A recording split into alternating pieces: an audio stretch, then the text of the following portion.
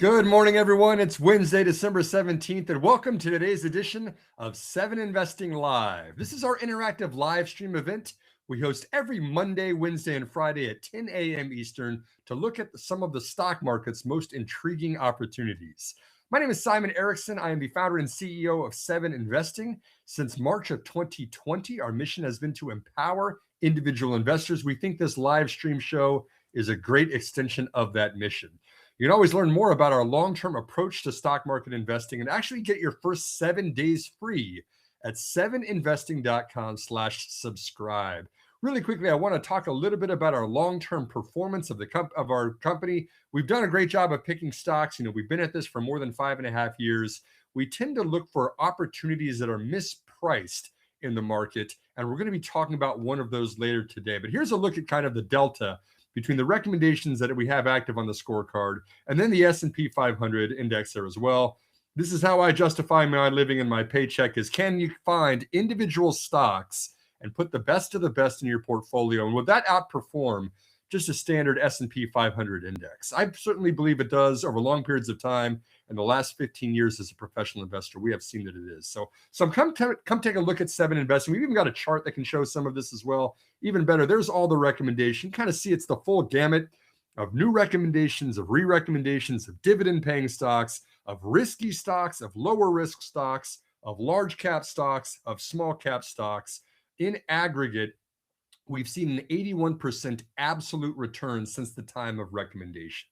Now, again, that's equal weighted. The recommendation we had in December of 2025 is worth exactly the same as March of 2020 when we first launched. But overall, we've done quite well with our scorecard and with 7 Investing as a whole. So check us out, 7investing.com. If you want to get started, 7investing.com/subscribe. You get your first 7 days free, which is really interesting right now because tomorrow we're going to introduce our year in review of all of the recommendations that we have on the scorecard.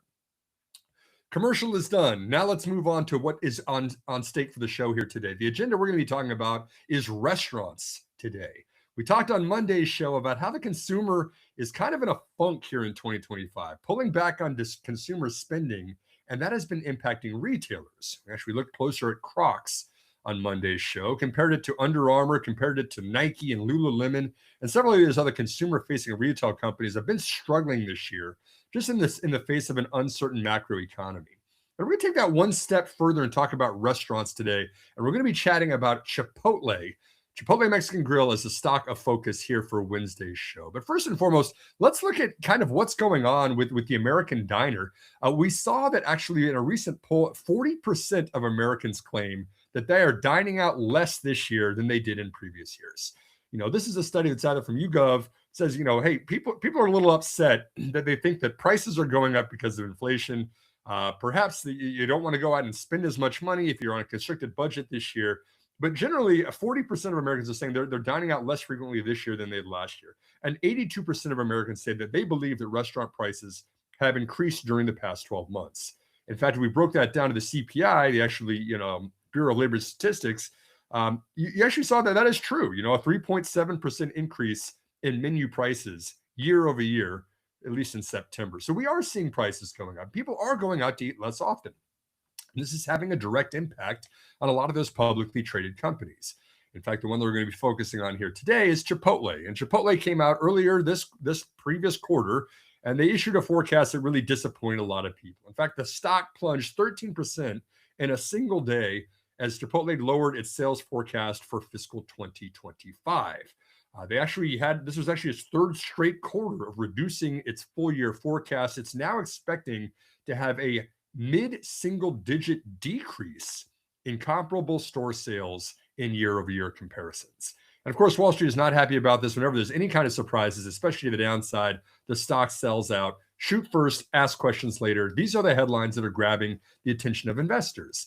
And no surprise, Chipotle's stock is now at a 2-year low at the most attractive PE ratios that we've seen in 2 years.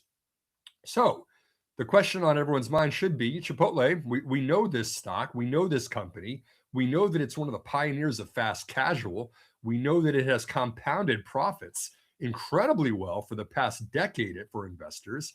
Is this a buying opportunity, or is there more pain to come And are things just a little too spicy still for this, fast casual chain that's slinging burritos and burrito bowls out there? So I want to take a closer look at that. There's the headlines that we're seeing. I want to look at this from an investing perspective. The very first chart I want to show is going to be same store sales of Chipotle and how they have trended lower here in 2025. Shout out to Fiscal AI. We're using them for a lot of the charts here today. But look at this. There you see in the blue line, first and foremost, the comparable restaurant sales, right? Same store sales for a restaurant has actually been trending lower here in 2025. This goes all the way back 5 years. First looking at, 4 years, September 2021, you kind of see Chipotle. We got used to double-digit comps, right? Restaurants were open for at least 12 months. We're selling more and more every year, not only because of more traffic coming into those restaurants, but also a higher ticket price. And the trend more recently has been ticket prices held up. They're still introducing new menu items. I just recently got the carne asada at our local Chipotle here. It was delicious, but again, a new menu item at a higher price point tends to push up the price of the bill. And that's what you see there in the orange line. The average check has increased. The average price per check has kind of held steady, a mid-single digit increase for most of the last 2 or 3 years. But then the transactions have been just been dreadful. The first couple of months of the year and the first 2 quarters of 2025, you saw a negative 2% and then a negative 5% decline in transactions. The traffic in the store is down. People are, in fact, going out to eat less often, just like we saw in the previous study results. And the combination of check and of traffic, the combination of both of those is leading to kind of this very small negative in comparable store sales in the most recent third quarter that was reported here in September. And of course, market is not pleased about that. That is a headline. But let's pull this a layer deeper. We're going to now not look at this just in the terms of the headlines or the broader perspective of the American market and the diner not going out to eat as often. Let's look at what this is going to mean to an investor in Chipotle. Let's look at the financials and the fundamentals of this business and make an evaluation of that, objective financial evaluation. And so the second is I want to look at the rising revenues. If you can look at this chart now, still there's a lot going on. Same thing as before. We're still looking at the comps, in the line graph at the bottom. But then there at the top, the purple line graph at the top shows that the company has not been afraid to continue to open new locations, right? The new restaurant count as of 3Q was 3916. They actually just added their 4,000th location in Manhattan, Kansas. So great, another milestone as they continue to expand. But, Chipotle thinks that they can get 7,000 total locations still. So even though we tend to think that Chipotle is saturated, right? There's no more room to add a Chipotle right next door to another Chipotle that's already open. They're actually really a little bit more than half of what they think is their total addressable market potential for locations that are primarily in the United States and Canada. And then the green bar, the total revenue bar, yes, it has struggled. We saw that comps are down, but when you continue to open new stores, the overall top line revenue is still continuing to grow. Pretty steady growth, has stalled out a little bit in recent years compared to traditionally for it, but we're still seeing solid growth at Chipotle. We're still seeing them add new stores, and that's a great sign. Stock prices are not driven by revenue and top line growth, though. They are driven by cash flows. And so in the third chart that I present here, I want to look at actually Chipotle's cash flow that it is generating right now. Perfect. Here we are. And so again, same thing that we saw before. There's this number of new new restaurants in the purple line there. You see the comparable restaurant sales in the blue line. Let's add another layer to analysis here, which is going to be the company's overall operating margin.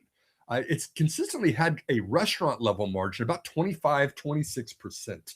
In fact, in the most recent quarter, it was actually one of the lower ones that we've seen. It was 24.5% restaurant level margin on just that 0.3% increase in comps here in the 3Q. But when you kind of add in, the corporate marketing, the corporate overhead, things like this, the parent corporation's operating margin is still looking very, very healthy.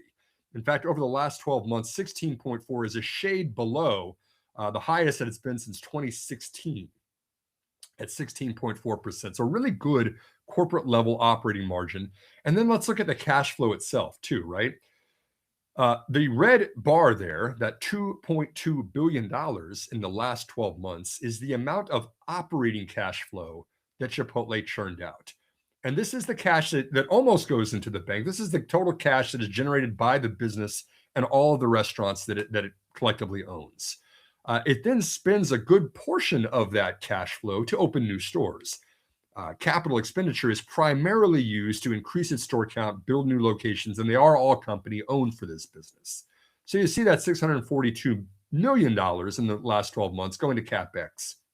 But then look at how Chipotle has been using the rest of its cash that is churning out from its business, is not requiring internally to open new stores. It's primarily using its cash flow right now to repurchase shares. In fact, during the last 12 months, you can see it spent more than $2 billion on buying back its own stock. And that is the largest that we've seen in the company's history, more than double the amount that it spent in 2024 for buybacks. This is a very optimistic sign, a very positive sign for long-term investors to see that Chipotle's management is, one, churning out a lot of cash flow, and two, expressing a lot of confidence in the business that it's willing to buy back its own stock. It thinks that its stock is cheap right now. And one final graph, as we kind of connect all of these dots and bar graphs together, is going to be the reduction in the company's outstanding share count. You can see from December of 2012, it's pretty steady with a little bit of decline in the share count. But you see it gets much more aggressive here in these last few years. We're down to 1.3 billion outstanding shares on a fully diluted basis for Chipotle's publicly traded stock out there. And again, a lot of this because of the elevated repurchases of common shares. Thank you, Heather, for showing all of these charts. I hope to connect the dots now verbally and explain what's going on. Chipotle not only is turning out a ton of money, not only is buying back stock, but it's actually reducing the share count. That's important because there's a lot of companies out there that will express how good of a job they think they're doing at repurchasing shares, but the share count doesn't go anywhere. Maybe they're issuing stock-based compensation to their employees or their management team. Maybe they're using shares as part of agreements that they're making for acquisitions out there. Really, that doesn't matter if you're buying back shares if your share count is just staying consistent for several years. But Chipotle has been successful in buying back shares, reducing that share count, and that's good for us as investors. I would like to see a company putting a lot of confidence in itself when it's selling at the lowest price to earnings ratio that we've seen in the last 2 years and churning out plenty of cash out there. I think this is the right strategy for Chipotle. And so my perspective on the company, this is a long-term outperformer in the stock market. It is certainly not the same growth Chipotle that we saw 10 years ago. You know, it's a slower trajectory today. They're opening fewer stores in terms of percentage of the outstanding base that they have right now. But I really love to see the cash flows. This is a different type of investment today, right? You see a company that is rewarding its shareholders, capital friendly out there, very, very profitable. The margins are holding up. We're just in a short-term funk right here. I do not think that there is an impairment to the Chipotle brand. I think that this is going to be just fine when the economy turns around. We've seen at large, consumers are certainly dining out less often in 2025. That's impacting all of its competitors as well. And I think that Chipotle as a long-term investment opportunity actually is quite appetizing right now. Heather, I'm going to open it up at that point. We are 15 minutes in. This was kind of a short and sweet one because we jumped right to the point about the consumer is still in a funk and spending is still low this year. I think that Chipotle has been another one of those, just like Crocs has been really hit this year. But just like Crocs also is buying back a lot of shares from a capital allocation perspective, I kind of like to see that as an investor. And I think this could be an opportunity here for the stock today. No questions yet. If anyone has a question, please throw it in on the right sidebar.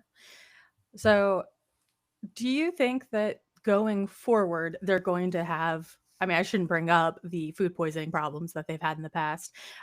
One, is that significantly worse than any other restaurant, or did it just make the news? And two, do you think that's an issue going forward? That's my Brand question. is everything, right? It's a great question because brand is everything. It's a consumer-facing company. The brand really matters. And if you remember, that was a little while ago. That was a minute ago that happened, but it still was fresh on people's mind for a long time. People were writing off Chipotle entirely until they figured this out and cleaned it all up. I think they handled it, all things considered, pretty well. When you've got crisis communication, it's hard when you have something like that. You got to be on top of it and show people you actually care and you're actually addressing the issues. I thought Chipotle really got its act together quite quickly. Showed the process changes that they were making, showed the supply chain improvements that they were making. They were actually looking even closer for detecting certain things that were causing those contaminations in the food. And I think that for the long part, Chipotle's brand has not been impaired from that. I do speak perhaps a little bit personally because I still eat at Chipotle all the time. But I think anecdotally aside, it seems like, the traffic numbers were still just fine, even several years after that. Yeah. And then second question, I've noticed that they've been adding a lot of new menu items. Are those seasonal and do they go away? Or is it like a limited edition thing to drive traffic? Or do you know if a lot of those are permanent? It can be both. A lot of times Chipotle will try out new things to see how well they do, but not plan on keeping them around if they're not seeing the orders that it makes sense, right? But I do know that certain menu items, what was the other one? They had the carne asada, and then the recent one, I'll think of it as soon the carnitas. I think I it think it was was a the new carnita pork carnitas. salsa. The salsa, it was the salsa, and the Yeah. carnitas, I think, was a new one. They had a couple that had just been introduced. I said, yeah, this looks great. And now it's kind of always there. The other thing that's interesting too, now that we're mentioning this and the preparation of it, is Chipotle has invested alongside CAVA in automation for its Chipotlanes. This is something that, when I go to the restaurant, I like to talk to a person, say, oh, I want that. I don't know, can I get a side of that? But for the Chipotlane, where the order is literally just specified for you in the app, you just need to hand it to somebody right outside of the window as they're picking it up. A lot of that is now being automated, actually by robots. Chipotle has actually has invested in automation equipment that will That's so process cool. and prepare food with no human intervention required, puts it right into the bowl, and then you can actually hand it out there. And so this is going to be interesting for a company that spends a good portion, 20% plus on labor as one of its largest costs, at least on the operating line item. To be able to save that, that's going to go right to the bottom line. And certainly good for investors, if you can get the efficiency of the restaurants even higher. That's so cool. I didn't know they had robots. It is neat. All right. I wonder if they wore the same outfits and the same hats and, greet you when you come in. I'm not sure yet. I was at a Chick-fil-A yesterday and they brought out with robots, delivered the food, which I thought was kind of neat. I didn't even know Chick-fil-A was doing that yet, but another There you go. large national chain, with these cute little robots. It's like the sushi restaurants, but I've never seen it Yes. in a drive-through. Still no questions. So that was my major question. So Yep. We'll close it at that then. I think, Chipotle again is CMG is a ticker for that one. Again, this is kind of a steady compounder of capital over time. We look at restaurants. Restaurants is a brutally competitive industry. We know how hard it is to open one restaurant. If you want to go out and do that tomorrow, just a very, very difficult thing to do. But once you get the equation and the formula right, and you can replicate it over and over and over again, like Chipotle has 4,000 times now. These just become profit generating machines that the parent company can then use in ways for us as investors to give us even better returns. And they're doing that right now by repurchasing shares. So I'm a fan of Chipotle. It's not often you get a chance for the economy to be kind of in a funk like this and buy shares on the cheap. But I'm a big fan and a believer in this company over the long term. I think it's a very appetizing opportunity to buy Chipotle today. And so we'll close it out with that. Chipotle against CMG. That's the focus of the stock we were profiling today. Heather, we're going to be back again on Friday. We're getting close to the Christmas season, so Friday will be our last show here in 2025. But I do want to recap with a special show on cryptocurrencies, which is very interesting. We just spoke last night, had an event here, a local event here in Houston, with my partner, Spencer Randall from Crypto AQ. And we talked a whole lot about cryptocurrencies and regulations and why Bitcoin's price keeps falling and what is in store for it going forward in 2026.